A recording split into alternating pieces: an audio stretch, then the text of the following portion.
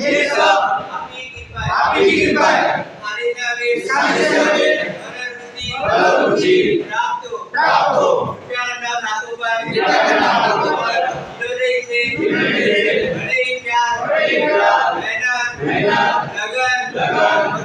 तैयार किया देना उन सभी को जो आज के दिन खाने के जरूरतमंद है।